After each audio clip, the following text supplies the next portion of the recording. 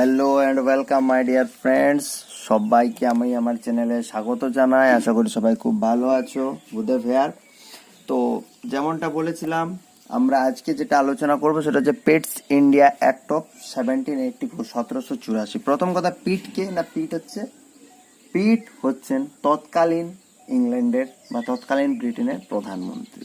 তো এই যে 1784-তে পিটের ভারত শাসন আইন, দেখো এটাতে অনেক কিছু বলা হয়েছিল। আমরা অত কিছু পড়বো না, অত কিছু জানবো না, কারণ আমরা পলিটি পড়ছি, এটা ইতিহাস রিলেটেড। তো অনেক কিছু বলা হয়েছিল, আমরা exam perspective, exam point of view থেকে পড়বো, যেগুলোতে আমাদের কোশ্চেন আসার সম্ভাবনা আছে। তো দেখো, আমরা একটা জিনিস বুঝলাম যে এখন বাবু ইস্ট ইন্ডিয়া কোম্পানির যা অবস্থা, ইস্ট ইন্ডিয়া কোম্পানি কিন্তু শুধুমাত্র এখন আর কমার্শিয়াল একটা বডি, সেটা আমরা বলতে পারবো না। কমার্শিয়ালের সাথে সাথে তারা পলিটিক্যাল ফাংশনসকেও এখানে তারা পলিটিক্যাল ফাংশনস নিয়েও তারা মাথা ঘামাচ্ছে। তাহলে আমরা এখন বলতে পারবো ইস্ট ইন্ডিয়া কোম্পানির দুটো কাজ। একটা হচ্ছে মেনটেন করা, কমার্শিয়াল ব্যাপারগুলোকেও মেনটেন করছে, কমার্শিয়াল অ্যাফেয়ার্সগুলোকেও মেনটেন করছে, সাথে সাথে আর কি মেনটেন করছে, পলিটিক্যাল অ্যাফেয়ার্সকেও মেনটেন করছে। এটা আমরা বলতে পারছি। তাহলে কি করলো পিটের ভারত শাসন আইন? ডিস্টিংশন করে দিল, এই দুটোর মধ্যে ডিস্টিংশন করে দিল। অর্থাৎ কি করলো, কমার্শিয়াল অ্যাফেয়ারটাকে আলাদা করে দিল, পলিটিক্যাল অ্যাফেয়ারটাকে আলাদা করে দিল। কিভাবে আলাদা করে দিল সেটা আমরা বুঝছি। দেখো, বোঝার চেষ্টা কর। দেখো, আমরা কালকেই পড়েছি কোর্ট অফ ডিরেক্টরেট, ঠিক আছে? Court of directorate governing body of company এতদিন পর্যন্ত ছিল। Court of directors. তাহলে কোর্ট অফ ডিরেক্টরেটস, এটাকে আমরা বলছি governing body of east India company. এতদিন পর্যন্ত এরাই সবকিছু দেখাশোনা করতো। তাহলে এদেরকে ব্রিটিশ গভর্নমেন্ট বলল, তোমরা শুধুমাত্র কমার্শিয়াল অ্যাফেয়ারগুলোকেই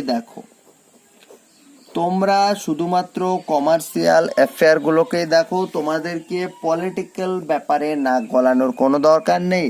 পলিটিক্যাল ব্যাপারে নাক গলানোর জন্য আমি একটা নতুন জিনিস তৈরি করে দিচ্ছি। সেটাকে কি বলা হচ্ছে? সেটাকে বলা হচ্ছে বোর্ড অফ কন্ট্রোল। একদম গল্পের মতো মনে রাখো, বোর্ড অফ কন্ট্রোল। কেন তৈরি করা হলো? বোর্ড অফ কন্ট্রোল তৈরি করা হলো টু ম্যানেজ পলিটিক্যাল অ্যাফেয়ার্স। ঠিক আছে, খুব সহজ।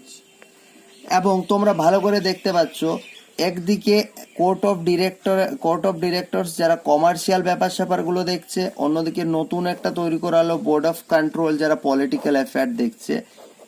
তোমরা বলতে পারো এখানে একটা ডাবল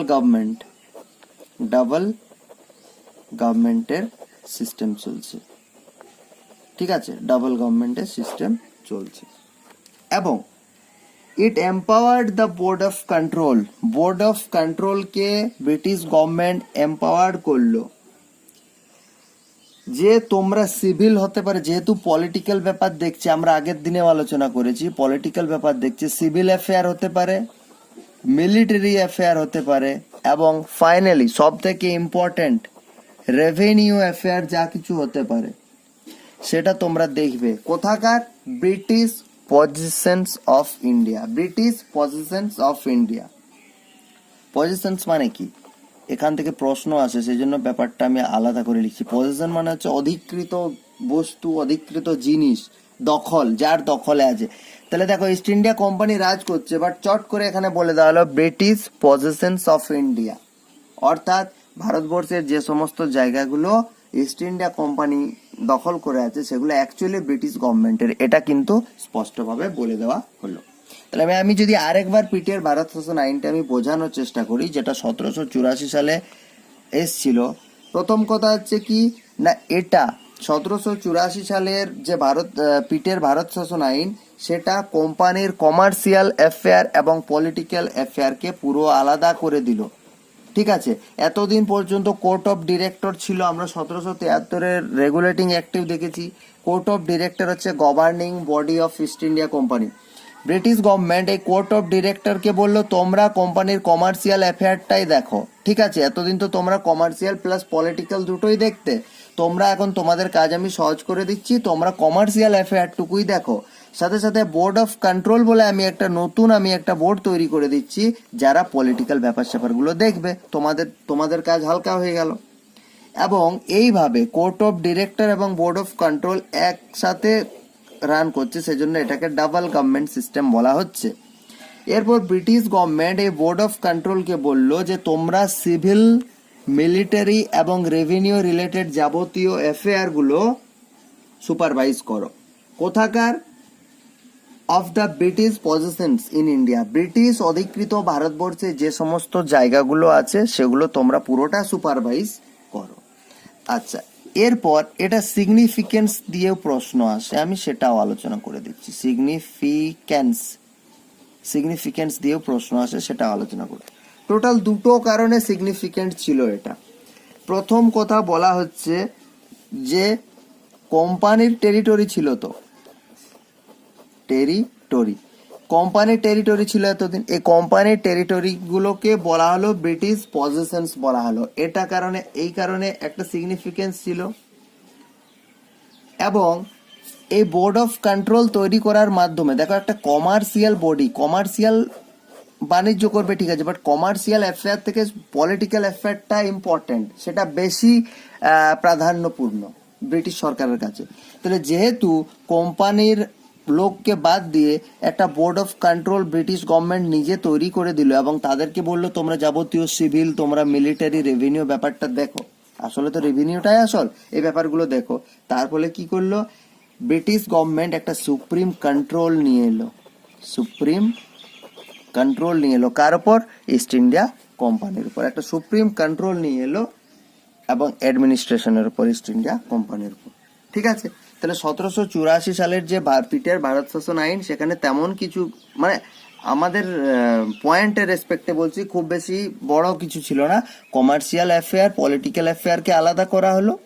এতদিন যে কোর্ট অফ ডিরেক্টর যারা দুটো জিনিসই দেখতো, তাদেরকে বললো তোমরা শুধু কমার্শিয়ালটা দেখো, পলিটিক্যাল দেখার জন্য আমি বোর্ড অফ কন্ট্রোল বলে আমি একটা নতুন বোর্ড তৈরি করে দিচ্ছি। ঠিক আছে, এদেরকে পলিটিক্যাল অ্যাফেয়ার দেখতে বললো, এবং এদেরকে বললো তোমরা সিভিল, মিলিটারি, রেভিনিউ সবটাই দেখো, আমাকে রিপোর্ট করো। ঠিক আছে, এইভাবে ব্রিটিশ গভর্নমেন্ট একটা সুপ্রিম কন্ট্রোল নিয়ে চলে এলো কার উপর? ইস্ট ইন্ডিয়া কোম্পানির উপর। এবং প্রথম এটাতে ব্রিটিশ পজিশনস, কোম্পানির যে টেরিটরি ছিল সেই কোম্পানির টেরিটরিগুলোকে সর্বপ্রথম ব্রিটিশ পজিশনস অফ ইন্ডিয়া বলে অভিহিত করা হলো।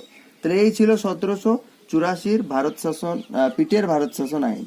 কালকে আমরা পড়বো 1793-এর চার্টার অ্যাক্ট। 1793-এর চার্টার অ্যাক্ট। সেখানে আমরা দেখবো যে কিছু তোমার চলে আসবেন, গভর্নর জেনারেল হিসেবে লর্ড কর্নওয়ালিস চলে আসবেন।